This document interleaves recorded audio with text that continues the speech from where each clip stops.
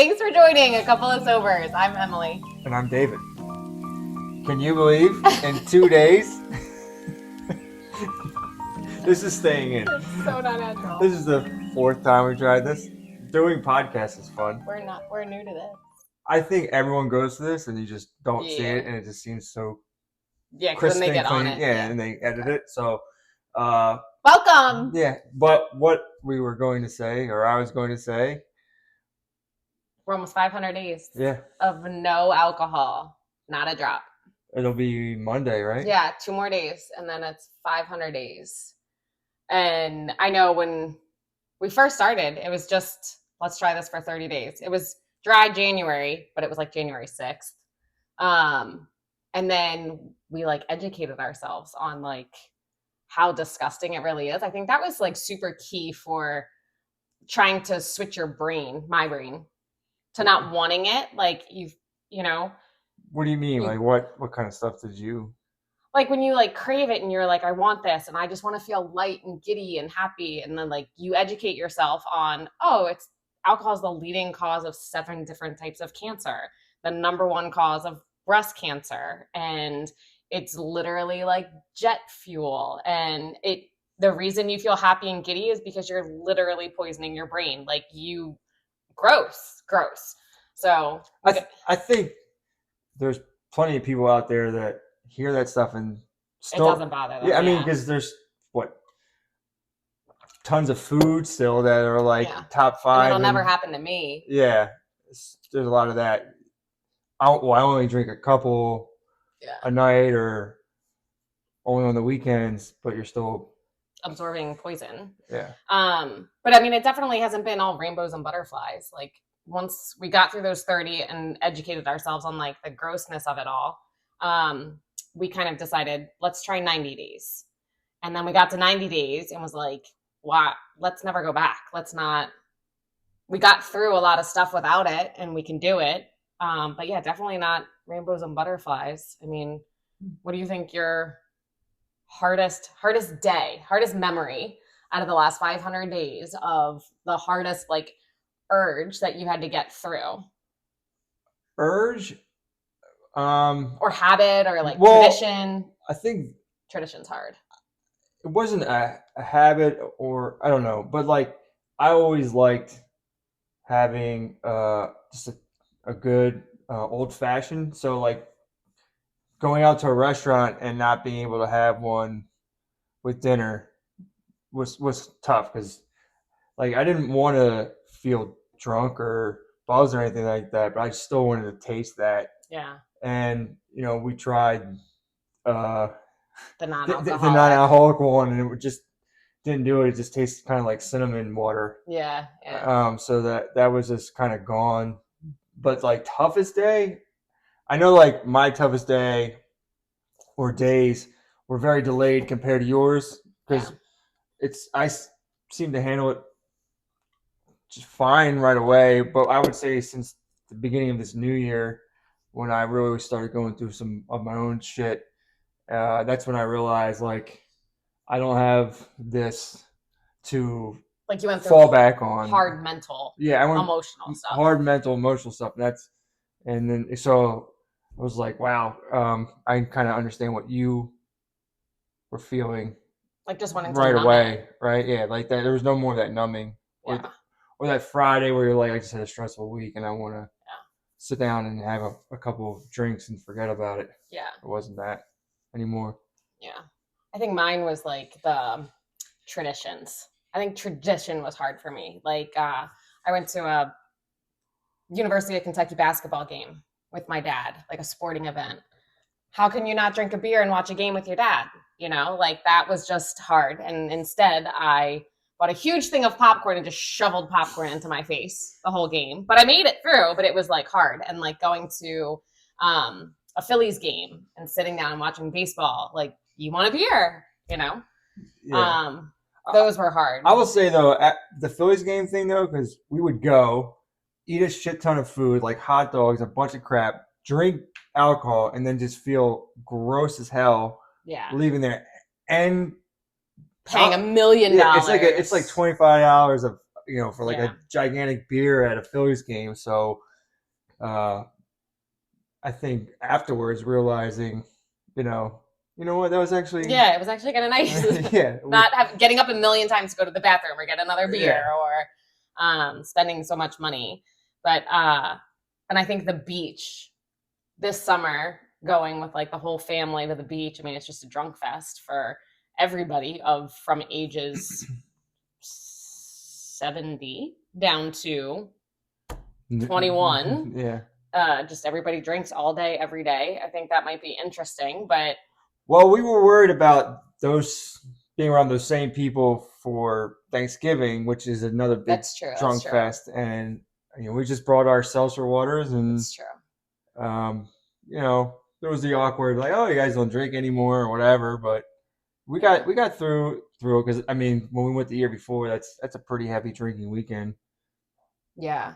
And I think being around people, the same people that you used to drink with, and you know, sit around and spend Friday nights together, or going to vacations, or people that are like used to you being like, hey, let's do shots. All right, cool, let's do them. Like that's just, I don't know, you don't hang out with the same people anymore. You definitely feel in the process, you're like, I'm really like boring now. I don't want to. You know what? That one party we went to with all of our like friends that we all drank, we weren't drinking, we were fine, and then I got my ass slapped by a guy that was like wasted during a day party with kids around. It was and the first like party we went. Yeah, it was the first party we went to. Let's get the hell out of here. Yeah, and also if that had happened when we were both drinking, it would have been a shit show. Yeah. It would have been an absolute shit show. So in a way, I was like, thank God we weren't, because we handled our emotions. We did the right thing and got the hell out of there. We didn't let children watch a shit show of a screaming match or altercation or anything like that. We removed ourselves. I mean, we were like real adults. Yeah, I mean, drunk Emily would have turned around and punched that guy. Yeah, I would have. Yeah, I would have made a scene, a huge scene. So as hard as it is, I mean, I definitely think it was for the best. Everything that we've done so far is for the best. Yeah. I think that's something you threw in there, the boredom thing. I think that was I had some hard days of thinking about like, what do I do now? What do you do now? What do we do together? Like everything I did or we did was, and I think everybody does. It's like, wow, I do that. I did that because I just wanted a reason to drink. Right. I went there. I watched this. Did that. Alcohol was involved. That was like. It was a reason to go have alcohol. Yeah, like this. Like I used to love 4th of July parade where I grew up. It's one of the oldest 4th of July parades, and I mean, this past summer we didn't go, and. Why would we go all day to something where everybody's drinking? Yeah, it was a reason to drink before. It was fun. I don't like parades. They're horrible. It was fun because you were just standing around talking with your buddies. Day drinking. Yeah. With kids around. While the kids are entertained by fire trucks going by. So I had no desire to go. Yeah. It was the first year I missed it in forever. Yeah. And that's okay. Like, I think you definitely mourn that life. You definitely are sad sometimes. You're like, I miss feeling carefree and just letting loose and having fun. But like and then you wake up the next morning and you're like, oh my God, I'm so happy I didn't drink. And I think that was also the biggest thing, is like, play the tape forward. That's like a big line. Play the tape forward. How are you going to feel tomorrow? How are you going to feel later on, knowing that like you had a drink, or that you have a headache, or that you did something really fucking stupid? How are you going to feel? And I don't think either one of us have ever woken up the next morning and been like, damn it, I wish we drank last night. Like, shoulda. I think, if anything, we woke up the next morning, we're like, I'm so glad. Thank God. Yeah. Like, especially when you start your days of being alcohol free, sober, start growing, you're like, I don't want to jeopardize this over what could just be one drink.